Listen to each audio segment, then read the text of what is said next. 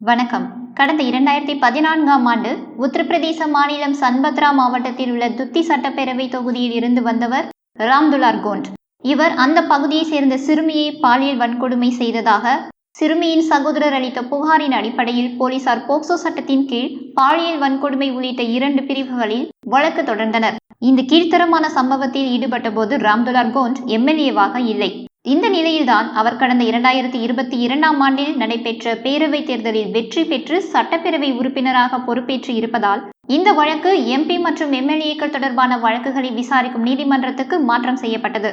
இந்த வழக்கு விசாரணை முடிவடைந்த நிலையில் ராம்துலார் கோண்ட் குற்றவாளி என மாவட்ட கூடுதல் செஷன்ஸ் நீதிமன்றம் அறிவித்ததோடு தண்டனை விவரம் பின்னர் அறிவிக்கப்படும் என்று தெரிவித்திருந்தது. இந்த சூழலில்தான் 2023 டிசம்பர் 15 அன்று தண்டனை விவரத்தை நீதிமன்றம் தெரிவித்துள்ளது. அதில் ராம்துலாருக்கு 25 ஆண்டுகள் சிறை தண்டனையும் ரூபாய் 10 லட்சம் அபராதமும் விதித்து நீதிமன்றம் தீர்ப்பு வழங்கியுள்ளது.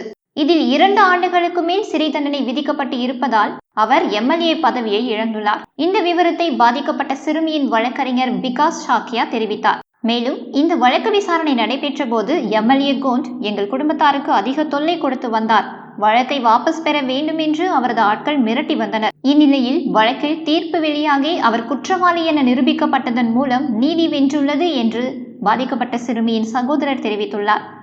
இந்த வீடியோவை பற்றிய உங்களுடைய கருத்துக்களை உங்கள் கமெண்ட் செக்ஷனில் தெரியப்படுத்துங்கள். நன்றி, வணக்கம்.